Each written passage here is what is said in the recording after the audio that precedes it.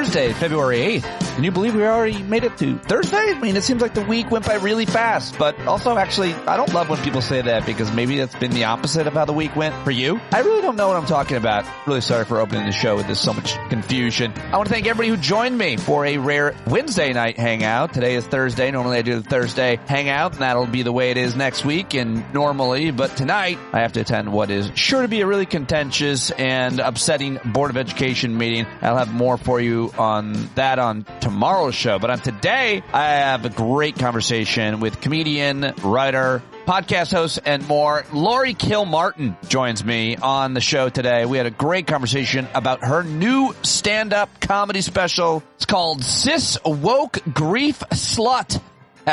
It's available everywhere, and I'm real happy for you to hear our conversation today. But first, I've got to get to the news, and the top news story is that you are invited to PodJam 2024, March 22nd, 23rd in Vegas. More and more of you are telling me that you're coming. I'm getting real excited by how many people I know are coming. And if you haven't let me know, please do. standupwithpete@gmail.com or any other way you want to let us know. Very excited to see you out in Las Vegas, March 22nd, 23rd. Still time to get your plane tickets, get your tickets. There's a link in the show notes. All right, now on to the actual real world news outside of the stand-up world in our community. And let's start with the fact that today's big story is the Supreme Court is hearing potentially one of the most important cases ever. In the case of Trump v. Anderson. This is the case that concerns whether Donald Trump can appear on the Republican primary ballot in Colorado as well as other states. Hard to imagine this Supreme Court removing Trump from the ballot, but his lawyers have given the justices really little arguments to work with. But that is the big oral argument, Trump v. Anderson, happening today, 10 a.m. I'll probably try to tape with Siegel or somebody else after the arguments are heard. He is 95% positive they will keep him on the ballot. They will find a way to look around Section 3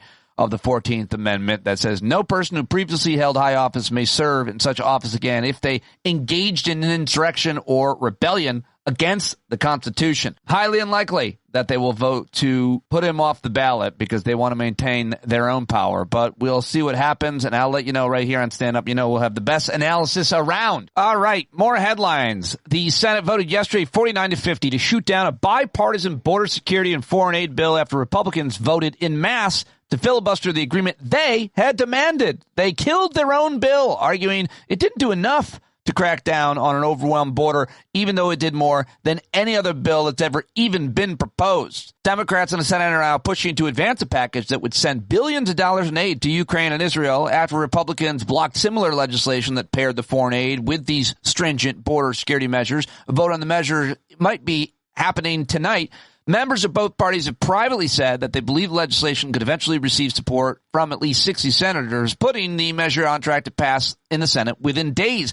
That bill would then send about $60 billion to Ukraine for its war against Russia, $14 billion in security assistance to Israel, and $10 billion in humanitarian aid for civilians in global crises, including Palestinians and Ukrainians. But the New York Times says if lawmakers succeed in resurrecting the aid bill in the Senate, it'll still face headwinds in the Republican-led House, where right-wing lawmakers oppose sending additional assistance to Ukraine. Some have even threatened to oust Speaker Mike Johnson if he brings any bill to the floor that includes aid for Ukraine.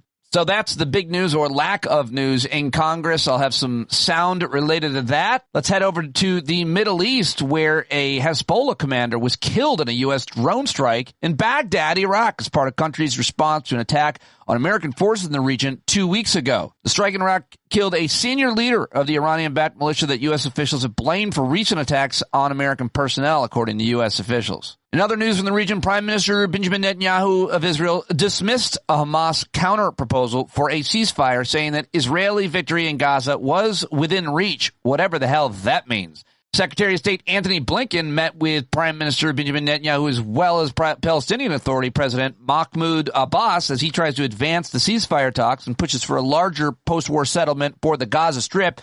The meetings came after Saudi Arabia said it would not engage in diplomatic relations with Israel without recognition of an independent Palestinian state and an end to the assault on the enclave. Another day, another January 6 arrest. The FBI arrested yet another J6 insurrectionist rioter yesterday saying that eBay and Amazon purchases helped confirm the identity of the New York man who they say assaulted officers with pepper spray during the assault on the Capitol. He's a 43-year-old man who FBI said was affiliated with the Proud Boys, went by the moniker Ronnie, faces at least 9 charges, including felony counts of civil disorder and assaulting officers. Got him. Another one bites the dust. And in another arrest of note, a Tennessee man who planned to travel to the southern border with an arsenal of weapons and explosives to, quote, stir up the hornet's nest was arrested on Monday, according to federal officials. The man told undercover agents that the U.S. was, quote, being invaded by illegal immigrants. He's been charged with selling an unregistered firearm suppressor, according to a criminal complaint federal prosecutors filed this week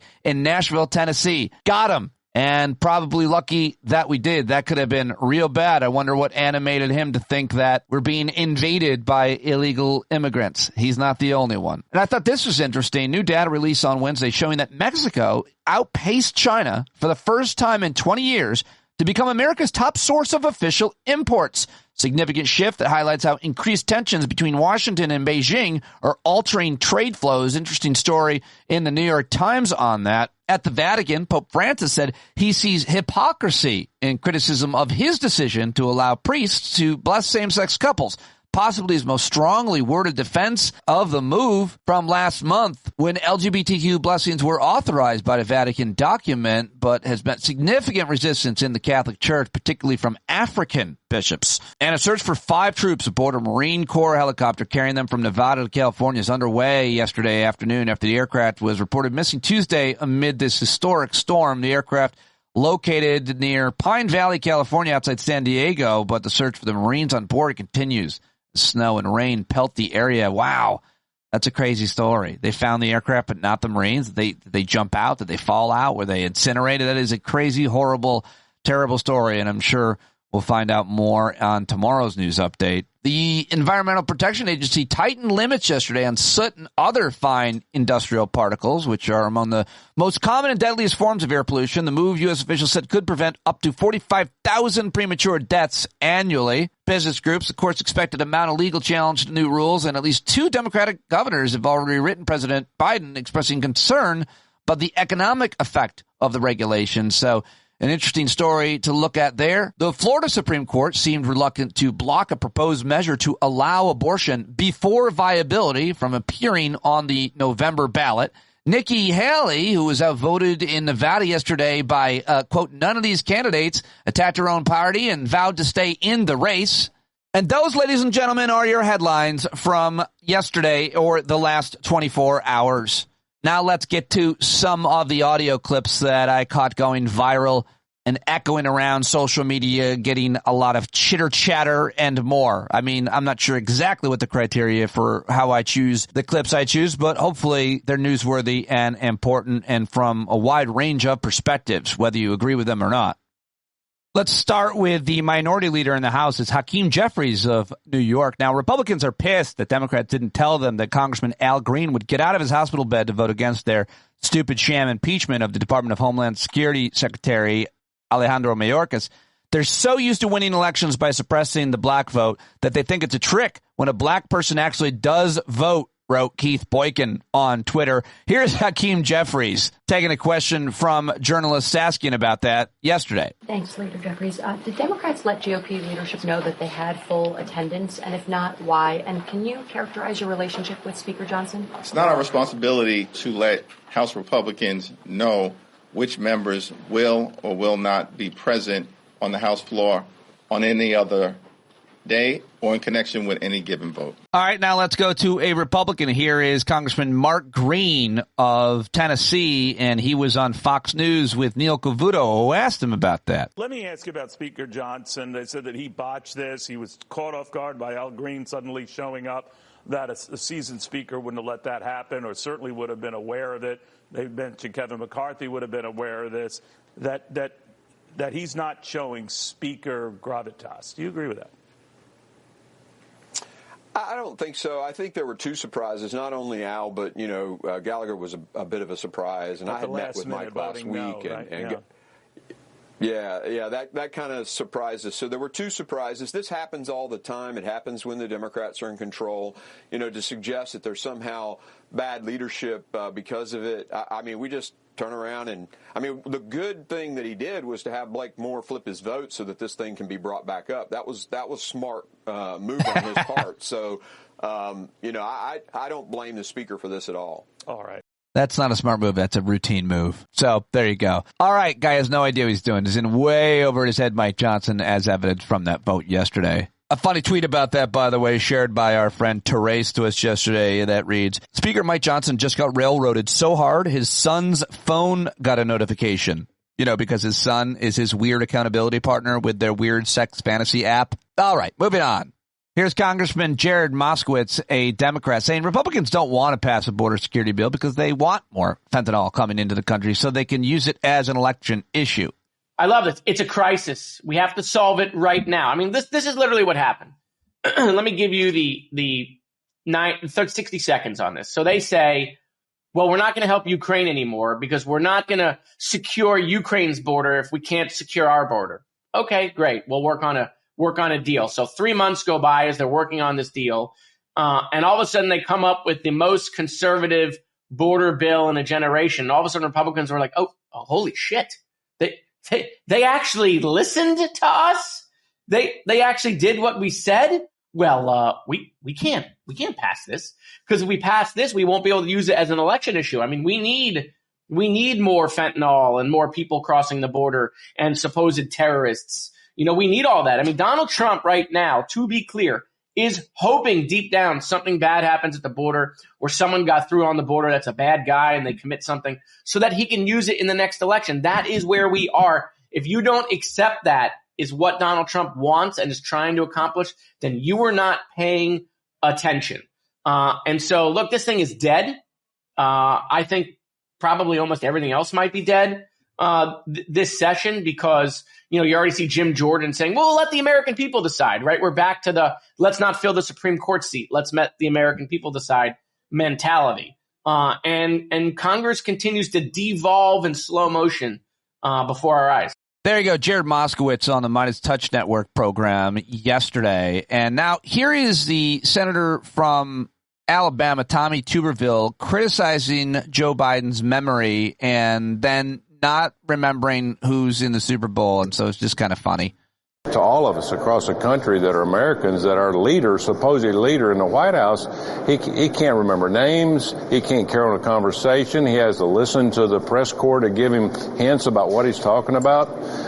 We're really bad trouble when it comes to Joe Biden, and hopefully we've only got 10, 12 more months with him. Do you want to make a pick in the Super Bowl or not? Well, San Francisco's got the best defense. Obviously, the best quarterback is going to be on the side of Kansas City Chiefs, but they got a running back, and San Francisco is pretty dang good. And usually, running game and defense is going to win the big games. Tough question for Senator Tommy Tuberville on one of these right-wing networks. That's where that was from. All right, now let's go to one of the most important moments from yesterday came from the senator from Oklahoma who was one of the co-authors of the immigration security bill that then got voted against by the rest of the Republicans in the Senate. This is Senator James Lankford on the Senate floor yesterday. Some of them may have policy differences. Some of them have been very clear with me. They have political differences with the bill. They say it's the wrong time to solve the problem or let the presidential election solve this problem. In fact, I had a popular commentator 4 weeks ago that I talked to that told me flat out, before they knew any of the contents of the bill, nothing was out at that point, that told me flat out, if you try to move a bill that solves the border crisis during this presidential year, I will do whatever I can to destroy you. Because I do not want you to solve this during the presidential election. By the way, they have been faithful to their promise and have done everything they can to destroy me in the past several weeks. All right, speculation that he's talking about Fox News' Laura Ingraham, but not sure about that. And here he is for about another minute. This Senator James Lankford got a lot of credit for these comments yesterday on the Senate floor from Democrats like Chris Murphy and others, saying this is one of the most important floor speeches he's ever heard. So we need a change in the law. I understand we have differences, but we've got to sit down together, figure out how we're going to solve problems, because the American people sent us here to do that. This is the pen that I was handed at that desk when I was sworn in to the United States Senate.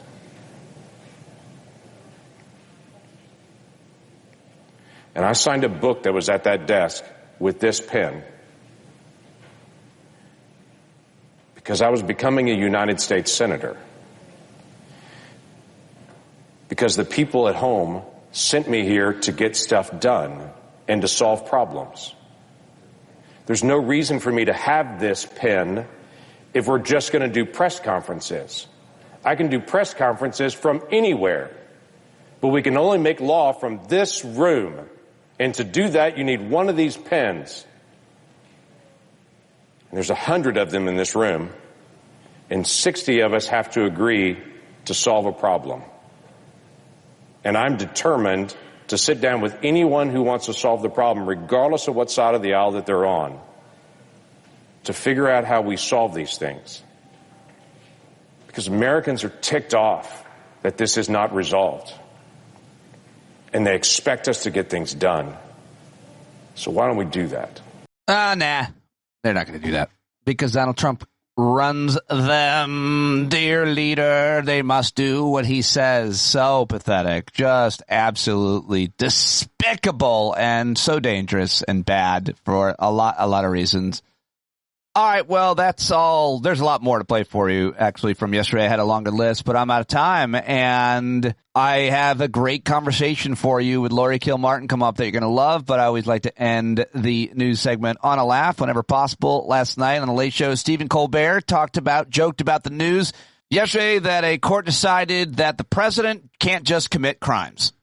But there was big news today from the one voting bloc who could sway the 2024 election, federal judges, because around 10 a.m. this morning, the D.C. Appeals Court issued a ruling in Trump's January 6th case rejecting Donald Trump's claim of absolute immunity.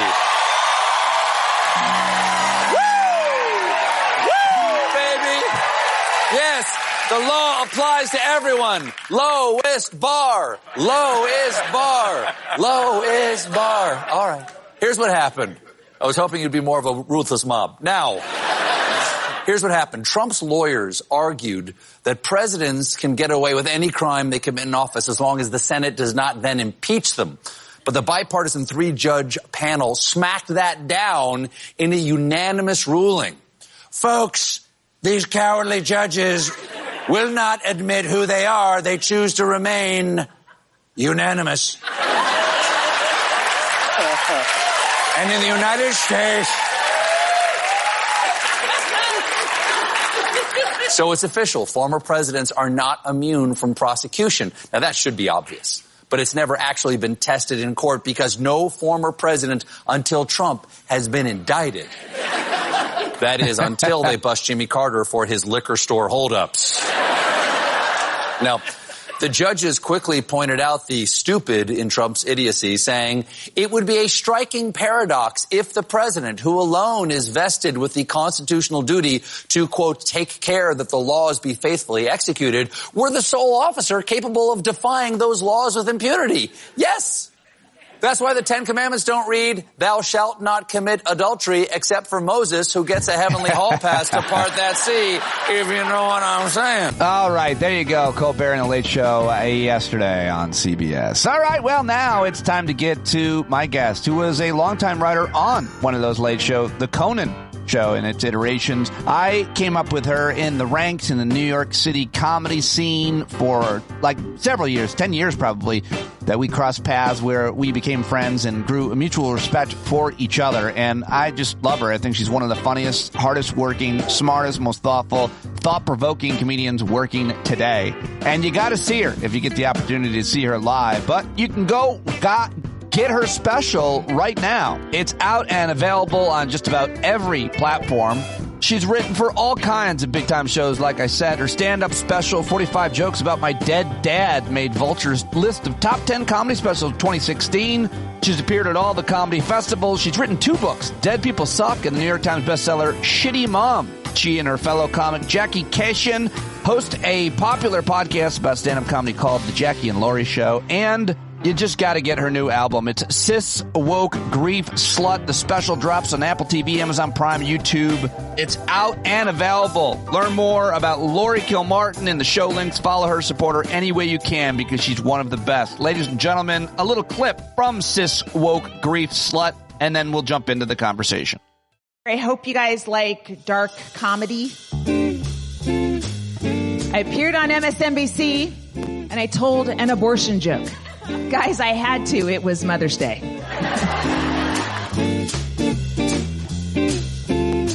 I like old people porn. And the reason I like it is I don't worry about the porn stars. I know they're all there consensually. Nobody is sex trafficking a 75-year-old. If anyone's being sex trafficked in that video, it's the person filming it. I have a teenage son. When he was little, he goes, I didn't ask to be born. And I'm like, yeah, and if you had, I would have said no. By the way, your dad and I were using a condom that night. So not only did you not ask, but you bypassed security. Ladies and gentlemen, my old friend, Laurie Kilmartin. Congratulations on your new album, your new special. Which do we call it? I guess a special. I mean, it was recorded. Obviously, there's audio for an album, but it's because it's video and, there were camera people involved. I guess we'd call it a special. It is. It's really well done and an amazing audience and hard to get the audience, the tech and everything right. But you nailed it. I really enjoyed not only hearing it, but watching it. It was fun. Cis Woke Grief Slut. You're a grief slut. What does that mean? It was because part of it is I talk about my mom dying of COVID. I have a bunch of mom dead COVID jokes. That's the name of that chunk in my notebook. And then the slut part is when I got doxxed, when I told an abortion joke on MSNBC, a whole bunch of Christians, and I believe it was like one church from Florida, because a whole bunch of people had like a very similar copy paste email, called me a slut for telling a joke about abortion. And while I'm not a slut, I have always aspired to be. And when my son graduates from high school, who knows what's going to happen in these streets. You think that you'll want to still get out there and slut it up in how many years? Like he's got how many more years of high school? A year and a half. All right. Well, May of 2025. That's the date on my calendar. Yeah, no, I'm familiar with those dates, having daughters in age. That's exciting. I'm excited about that phase in your life if you end up following through with it. But let's get back to I remember that MSNBC moment. That was regarding I think it was about when you can tell me the draft leak that we found out that Roe v. Wade was going to be overturned. And you went on television and you're a comedian. You're billed as a comedian. You made a joke about abortion and it went how? I think Steven Crowder and that ilk of right-wing, Facebook shows, they just started spreading it all around. And so then I started getting a lot of emails and nasty stuff. Somebody posted my address on Facebook, et cetera. And then that was on Monday because it was Eamon's show on Sunday night. Yeah. And also no one said anything on Sunday night. No one I knew watched it. No one said, hey, saw you on TV. And then I thought, oh, well, all right. It was just a little, no one watched it or no one in my circles. And then the clip got posted on Mediaite. I'm sure you know that channel, right? Yeah, Dan Abrams' website. That's it. So MSNBC put it up on Mediaite. And it was listed as guest says she'd abort a Republican's fetus or something. And now it looks like I'm like the spokesperson for the Democratic Party threatening to abort MAGA babies. And that's how it was taken. And then it culminated in that night, Monday night, Sean Hannity showing it and then having a discussion about me with Pam Bondi, the former Attorney General of Florida, and Lara Trump, the wife of Eric Trump. And it was the most surreal day. And then it was a couple days of lots of threats, and I was genuinely fearful. And then it went away and has never come back again. It was so bizarre. I'm sorry to hear that. Unsurprised. Even I get them, and I'm a man. But yeah, the threats were all through, like, was anything like at your home? I mean, they put out your address. How bad did it get? Yeah, address. That was about it. And then, just tons of people disappointed in me. You should have been aborted. There was this one guy that I agree with that. I agree with that person. But you've always been like that. That was before I started making abortion jokes. I actually said that to your face the night I met you after I saw your act the first time. That's how I knew we'd be lifelong friends. So this one guy in Florida, I replied his email. And then he replied to me, you seem like you're a computer tech, like whiz, because I replied to his email. That was it. And he said, he's an older guy, elderly, I'm thinking. I feel like a lot of these people are just tricked into thinking, and he goes, I'm getting these ads for like either gay porn or gay cruise on my website. And how do I get rid of them? And I didn't have the heart to tell him that he himself was looking at gay porn. So I was like, maybe there's a handyman that's on your computer and maybe they're looking at stuff. And have you let anybody else use your computer? Because that person's definitely looking into certain type of content. I know. So yeah. So that guy appreciated my help. And it's crazy he said he would check it out. When people make threats or when people say horrible things and you address them, sometimes it turns human. Sometimes. Yeah. Yeah. And there was a few like Biden, like I'm a Biden supporter, and like, okay, bitch, you didn't like a joke. Do you really have to hunt me down and tell me? Like, why are you, is there anything else happening in your life? I don't get it. I wish I knew every joke you made, just so I could be sure to let you know about the ones I didn't like. And the worst, spending a lot of time detailing what I didn't like about it. But I can't because I laughed out loud a lot of times at your new special, Cis Woke Grief Slut, which is available everywhere. Go buy it because Laurie deserves to make millions of dollars doing comedy more than anybody else because she is one of the best and has been for a long time. But this material, you travel all over the country, and I'm guessing you took this material with you. Yeah. Pete, I haven't replaced the entire hour yet. As you know, it takes a long time. So I am taking some of this material, still taking with me. And then I was just in Michigan last week and I started this bit where I'm talking about, scientists say climate change is going to make the polar bears go extinct. And then some men, like 3 different men in the audience go, no. That's right. I'm in Michigan. Like, it wouldn't accept the premise of the jokes I was about to do. Well, that's what I'm wondering. No! I mean, you touch on all kinds of different topics. I feel like the way that you back into them sometimes people don't see it coming. And I wonder how you see it. Like you do. And I heard you talking with Mark Maron on his podcast because I prepare. And you talked about like certain words will trigger and other ways, it sounds like, of getting into a joke. People might go along with you that would be normally opposed to it if they heard certain words. And I don't know, you can't do that with everything like trans stuff, I suppose. But what is your thought process on that? How do people hear this stuff around the country? Well, yeah, you know what I remembered on that one example I just gave you is I don't always say climate change is causing it. Sometimes I say, I read an article where they say the polar bear will be extinct. And I have always assumed everyone knows why. But I remember that I said climate change and then I got 3 loud no's from different tables. So, you can, if you want that reaction, add that extra stuff or you don't have to. But yeah,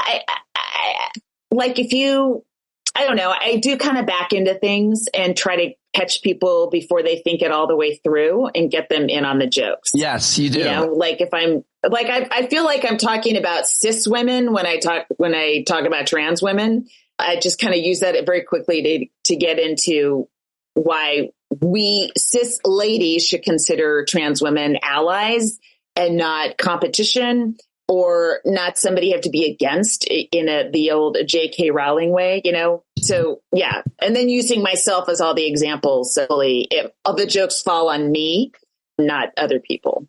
Yes. You've always kind of, not always, but a lot of the stuff is prepared that way or presented that way, which I think makes it easier for everybody. But you also, at the beginning of the special, say that your comedy is dark. And it is hilarious because it just prepares the whole audience. Like, these are my jokes. This is my life. Like, we're laughing and we're having a good time. But how would you describe it to some people? I mean, I've played some already, but when you say that, I mean, it's just your truth and it's really funny. It's not necessarily all dark per se, but it does prepare people for just about anything. Yeah, I guess I just like to talk about, I mean, I guess the dark stuff is talking about my mom. I mean, I already did a special about my dad dying of cancer. So I'm not uncomfortable talking about parental death, at least, even though it's quite painful. You know, once you get through the initial shock and pain, you can kind of start to play with it on stage. And a lot of comics do as well. Yeah. But, you know, maybe COVID was an added, you know, extra thing because no one talks about COVID on stage. Very few people do. They make some, you know, it's very hard to talk about COVID because people get very angry on whatever side they're on. And I think the fact that my own mother died from it, it's like, I'm not just making a joke to try to divide the crowd. I'm like, this thing that you guys don't want to talk about, it actually happened to my mother and my family. So I get to talk about it from that place, and people give me a wider berth, I think, than they would if I were making similar jokes from that point of view without having had that kind of death to inform them. So whatever side. Whatever side. Yeah, dissecting the frog. Yeah, no, it's I like it. Yeah. It's interesting. No, it's just when you said whatever side they are on of COVID, it makes it sound like some people are they're with COVID. But the truth is, think they are. Yeah. Well, you were so outspoken, like after your mom died of COVID, you were really kind of outspoken. I was going to say provocative about rooting for people that were anti-vax to die, basically. Yes. I mean, like, tell me about that point of view and the kind of comments and jokes. I mean, really, those jokes on Twitter that you made, I felt seen. And I don't know that I would have made them because I just was like, I don't know if I can. But I just love that you did. You know how that feels when someone else is doing something that you feel like you can't, but that you're enjoying. What was the root of that? Though? What was the impetus of you making jokes about people dying of COVID, particularly those who were anti-vax? I guess because it was what they were doing, being anti-vax is dangerous and was extending and did extend COVID and gave it to us forever. So they committed an original sin as far as I'm concerned, right? And it was super political. They were furious, and it was the freedom thing. It was at that time, it was a very small, it wasn't everybody. It wasn't the majority of people, right? It was, and I had no compassion for them because I felt like because of one of them, that's how my mom got COVID, right? One person like that bumps into a healthcare aide who's helping my mom in rehab. Boom, my mom's dead. So to me, I was talking to people who were responsible for her death, and I didn't care if they were deliberately anti-vax. And now, I mean, now it's just knowing to me, in my opinion, the ball's been dropped by everybody at this point in public health, and no one wants to think about it or talk about it. And it's just going to keep wearing us down until, 90% of the population has some sort of brain fog or some sort of disability. It's just the potential for the damage that it's going to keep doing is so huge, and so few people care anymore. Not to me. It's not, because I'm not getting it. I never got it. Not getting it. Yes. Same here as far as I know. Oh, yeah? I don't test all the time. I mean, you can have an asymptomatic case. Jackie Kashian's husband had to test because he was visiting his mom in the hospital, and that's how he found out. He had no idea. So, I mean, that could have happened to me and you and all of us. But as far as I know, no. Could have happened to you. Couldn't happen to me. Oh, I forgot. That's right. It shows. I chose not to get it. Immune system, just better. I'm going to put it's your immune system, right? Yeah, I'm going to put. Are you taking some supplements? No, I don't think any of those work. I think that's all. I think that's $1 billion business. I wish I could. I feel like you can sell anything to anybody if you say it will boost your immunity. Like, here's a scarf. I know. Not even. And scarves don't taste good, and they're hard to swallow. But people will take them. Yeah. Eat this sock, this old sock, and you'll live forever. All righty then. The stuff about all stuff trans, I'm very obsessed with it and immersed in it. I mean, literally tomorrow night, I'm at the board meeting and I will be being screamed at because right now we are in the heat of it yet again. Same people or person, really. It's really one guy. It's unbelievable. And he goes and he posts on Facebook, and it doesn't matter what's happening, if it's real or not. And he keeps moving the goalposts to different arguments from, kids are allowed in New York State to not have to tell. They can tell the teacher, I want to be used these pronouns, but I don't want you to tell my parents because they will not accept me. They'll hurt me. They'll abuse. And the teacher has to, tell the administrator and the psychologist, and they talk about it, and they can make that decision. So the parents are like, you're taking my parental rights by not telling me. We're like, yeah, right. Maybe you shouldn't know. You're that angry. And then now it's the bathrooms. It's these kids, boys are going to pretend they're girls and go into the bathrooms, and they're just saying these things. And these are my neighbors, Laurie. You've talked about this. You have so many great jokes about it, but I just wanted to get your thoughts going into that tomorrow night. Like, what do you say to people who are just manufacturing a lot of this stuff and who don't really think about the idea of it? Could it happen? Sure. But I mean, what do you say to your son? Can you imagine your son dressing up like a girl to go into a girl's locker room? And, no, I was thinking of trying to do a bit about this, but I was like, should I keep talking about this? But first of all, girls' bathrooms have doors. They're like little apartments. Okay. And so you're pretty safe in there. Second of all, if somebody wants to attack you, they're not going to go to the trouble of dressing like a woman because you can walk in. The doors aren't locked on girls' bathrooms. They're swing open doors.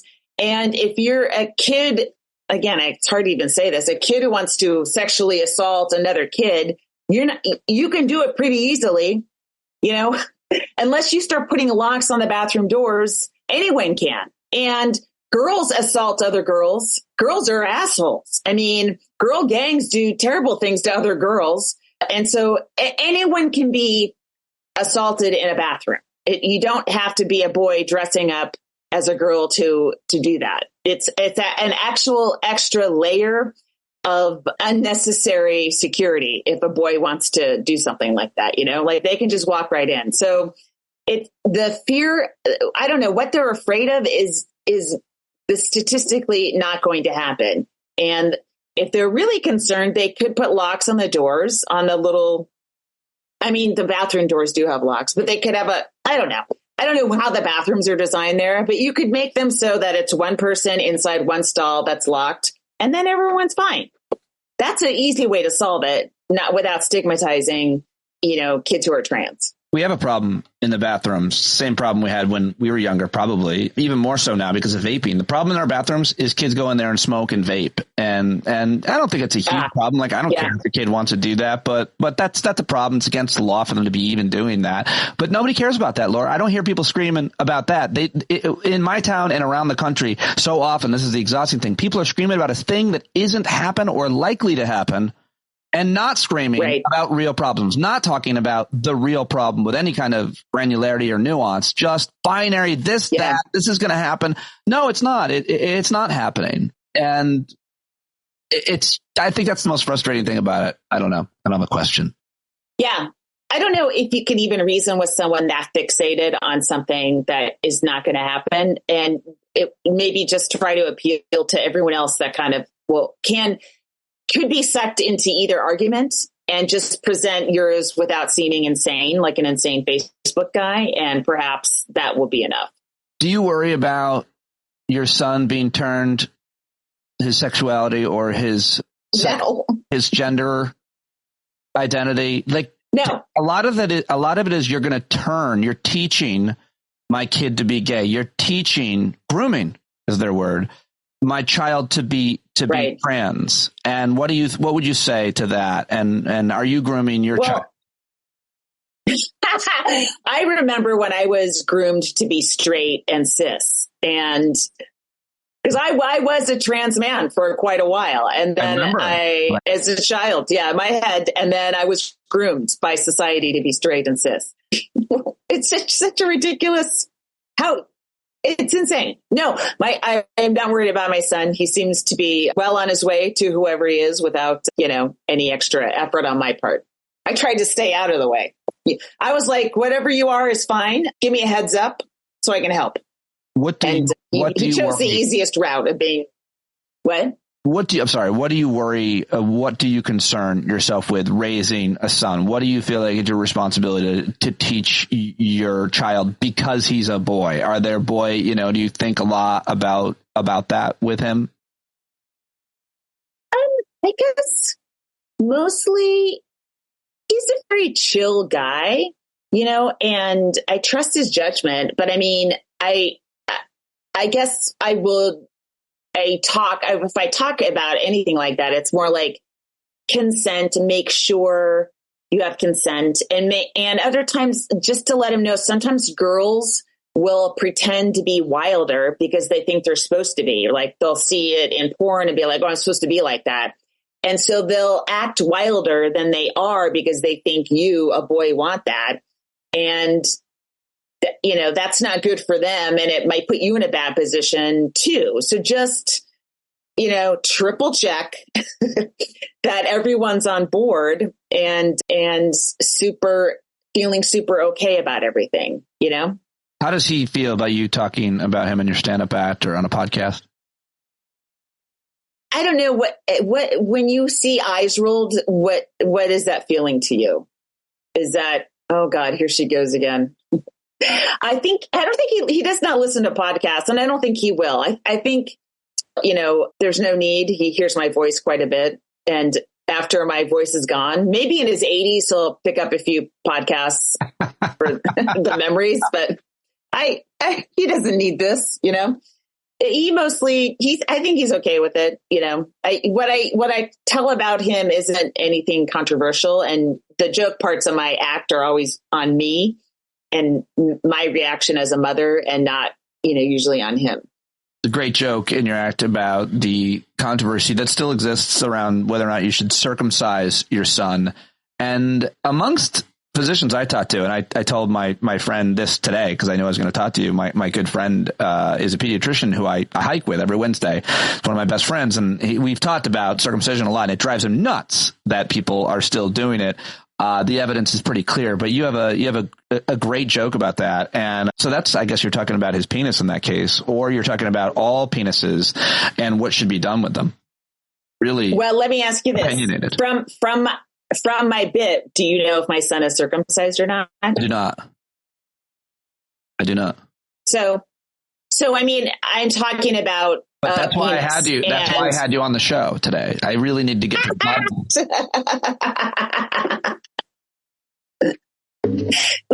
That's part of your classic bit that you do, is your child circumcised or not? I know you do it all the time on your show, so I was prepared for it. Even if it's weird that I ask people who don't even have sons to back them into having to make a choice on the issue. No, you're right. I don't. The listener or viewer doesn't know. Actually, yeah, but yeah. So to me, I'm talking about circumcision, and I'm using my son as a way to do it, but I'm not really. I didn't give you any deets on my son. It's also a PSA, and the fact that the fact that me saying I have a son is, I have a child with a penis. So it's not like, newsy. Right. Yeah. Let me go. I want to go back to your mom and politics a little bit, because your mom died of COVID. We obviously touched on that, but she was a huge Trumper, and she lived with you. You were taking care of her in the last years of her life. And I wonder what my specific question is. I feel like you have to have information poured into you pretty regularly to believe whatever you believe. And I wonder, when your mom was living with you, if you kind of did your own social experiment, watching where she got the ideas she got, how she arrived at them. Was she watching television or listening to radio? And what were her politics like? And how did you deal with each other? We had a lot of fights, and some of them I really regret, because I really yelled hard at her. And I'm yelling at an 81-year-old, 82-year-old who's not going to change. And it's making both of us upset. I don't know why. She's, lifelong Republican, one of the, would not consider changing. Democrats have been demonized since, the 60s. So there's no way she's going to change. We did not have cable TV at the house, so she couldn't watch Fox News. But she listened to Rush Limbaugh and Mark Levin and Michael Savage. And I think she, and maybe people like her, like a strong male voice, even if they're wrong. You know what I mean? Like, they like that sort of definitive worldview from a man. And, she never listened to Laura Ingraham, or Ann Coulter or anybody like that. It was always those three. And I think, especially after my dad died, I think that was even more comforting to her, because to listen to these men while she's, got this daughter who's yelling at her every once in a while about stuff, but yeah, I don't know. Does that answer your question? Yeah. I mean, it does. I mean, it's interesting because people always say Fox News, and I'm like, you're giving them too much credit. Probably, maybe everybody has that cable hookup, but people in your case who didn't, you find it's everywhere. It's dominant. Oh yeah. On Facebook, it's dominant. On the radio, obviously. I mean, it's everywhere you want to look. You're going to be able to hear kind of whatever you want to hear, but certainly those opinions that are so dangerous that dominate, they are available. Do you remember? And those three are really good at it. Rush is happily, he died, but the three of them have, 10s, 20, 30, 40 years behind them before my mom was listening to them. And they're great at being persuasive and authoritative, and people like that. I don't know. Everything seems so wishy-washy and scary. And then Michael Savage tells you things would be better if these three things happened. And you're like, okay, I could see how it happens, One of the things that matters to comedians is, mostly even creeps, is there's a certain integrity to what you're doing. And I always think it's really interesting. You mentioned Mark Levin. I was just reading about him or anybody else, Ted Cruz or different senators who savaged Donald Trump before and said the worst things about him, including Mark Levin, like terrible. He can never be our nominee. He will destroy the Republican Party. And then they suck up to him. And like, what do you think when you hear about someone that does that? Because that's not like a liberal, or it's certainly not a conservative thing necessarily.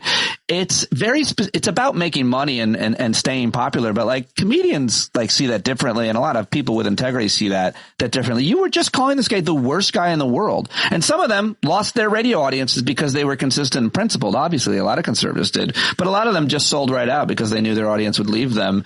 And comedians would, generally don't do that. I wonder what your thoughts are on that kind of a person.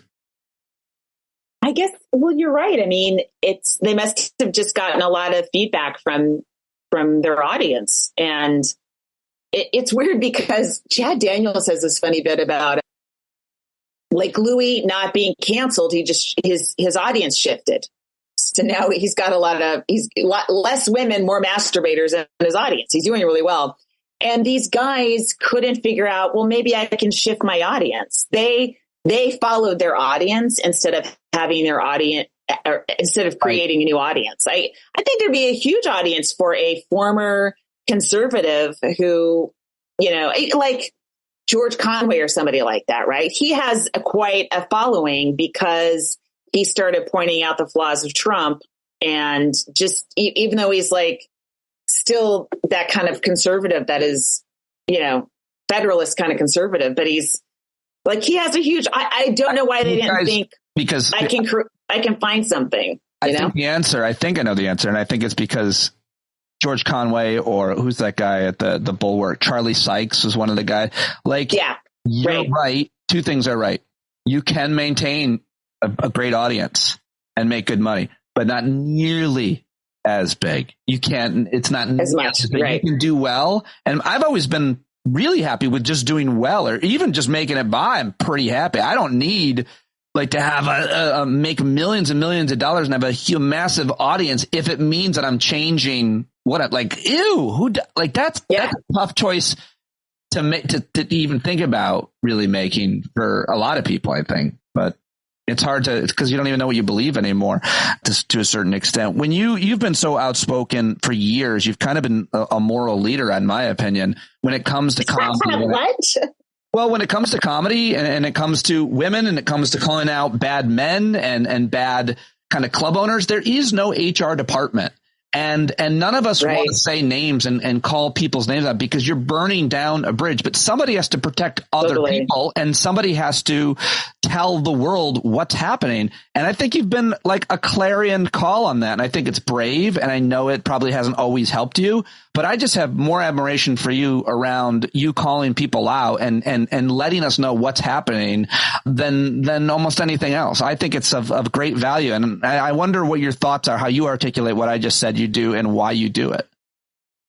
I don't think I do it that much. I mean, maybe I know more guys and I'm like, I'm just going to leave this alone. I can't, I think you make a lot of jokes about it. Like you make, yes. Less about calling people out overtly. I don't think you do that much. I think you're constantly making reference through jokes on Twitter.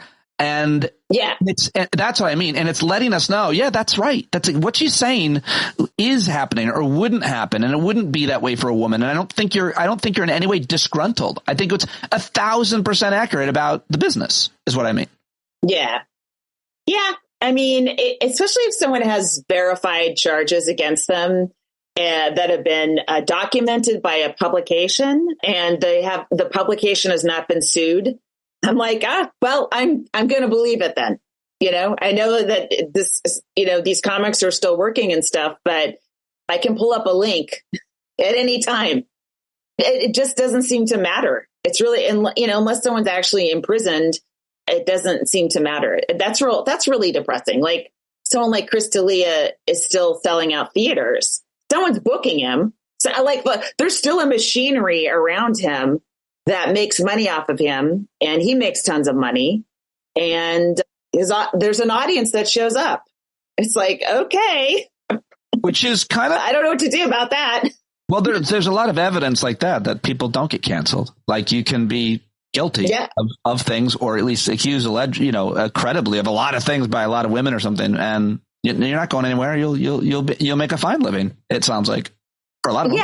Yeah, I mean, he will never be the star he wanted to be, I'm sure, because he was starring in TV series and stuff, but he'll always be able to make a ton of money on the road, apparently. So, yeah, I mean, and it's like, and so the people that actually suffer financial repercussions and don't get booked are the ones that point it out.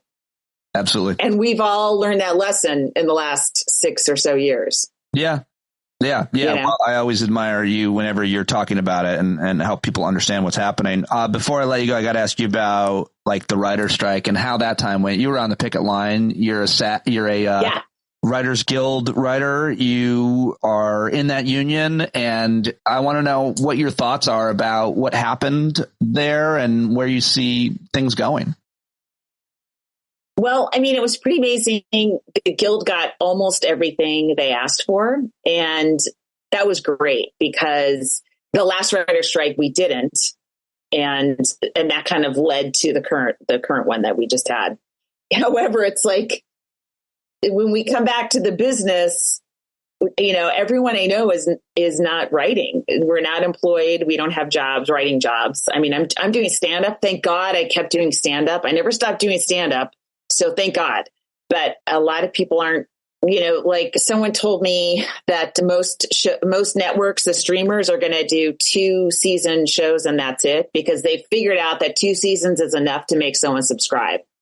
And that's all they want. So they're not creating, like my son and I, we watched the entire Walking Dead series, all 11 seasons. Now we're watching Fear of. And it's really fun to watch something with 8 or 11 seasons, 22 episodes each. It's fun. It can take a year. And it's something, people enjoy, but it seems like there's no desire to do that anymore on the money side of it, and right now it's real scary. So everyone's a little bit like, what's going to happen to TV and what's the business going to be? Someone's got to go figure that out and go, they are doing a Suits revival. I guess that's something, but I don't know. It's a kind of a scary time. Very few of the writers I work with at Conan are working right now. And these guys have won Emmys and they're Conan writers. Yeah. Like what? Yeah. It's crazy. Also, it's upsetting probably that the most important takeaway for me there was that your son watches things with you. Wow. What's that like? I've told my daughter for years, you want to watch something? And they're like, no, get out. No, get out. Okay. I do feel like mother-son seems to be potentially the least conflict-free relationship, and having been a daughter, daughters are prickly pears, but they do wipe your ass when you're 80. So you have that coming. I don't know that my son's going to do that. Just live long enough and they will take care of you in your dying years. That's what I'm aiming for. Really, that's the big goal. Hope I make it for that. Laurie, I'll be watching The Walking Dead with a home health care aide. I can't wait. Let's text her. I guess at that point we'll be able to virtually be in each other's nursing homes and watching something together. Technology. Yes. We'll have, at that point we won't even need each other. We'll have AI partners. That's right. My robot wife is. I'll have a Neuralink, a Dominic Neuralink in my head, and then you and I can have conversations without having to log into Zoom. I can't wait to live in your head. And if you want Laurie to live in yours, or segue, cis woke grief slut, go get it now. Laurie, always great to catch up with you, and I'm so excited to see you. And thank you for joining me. Thanks so much, Pete. All right, there she goes, Laurie Kilmartin. Go get it right now. Go watch it. You can stream it on anywhere. It's available everywhere that you stream video in Apple and Amazon, Google Play, Microsoft Vimeo, YouTube. Go watch it right now. Search for Laurie Kilmartin or just go to the links in the show notes. You bumblebees here at the end, I love you all very much. Thank you very much for joining us. Thank you very much for supporting me. Go tell your friends about the show. Write a rating and review of the show, and that's it. I'm out. Thank you very much. I'll be back here tomorrow with you. Looking forward to it.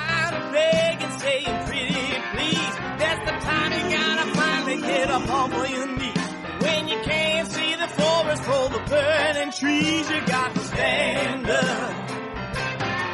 Hey, you've been sitting so long, you got the creaky knees, you got to stand up. Stand up. I think you're driving wheels with leaking grease.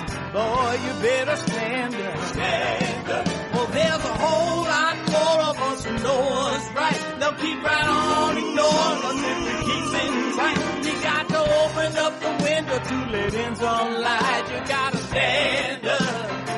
That's right. You got to rise up. You got to stand up. You got to stare the devil straight in the eye. You got to let him know it's his turn to go. See it clear when all you hear is a lie. So get up off of your butt, down off of your fence. Even if it ain't a very friendly audience, well, they'll begin to listen when you start making sense. And you stand up, stand up. No need to point your rifle to defend your town. Just stand up, stand up. You know they can't deny you what you're laying down. Boy, you better stand up, stand up. Show your face of every color, yellow, black, red, and brown. She's the place where every lost child will finally be found. There's only one thing to do before we stand our ground, and that's stand up, stand up. Well, the founding fathers saw a land for all. They had to stand up, they had to stand up. They had a keen imagination.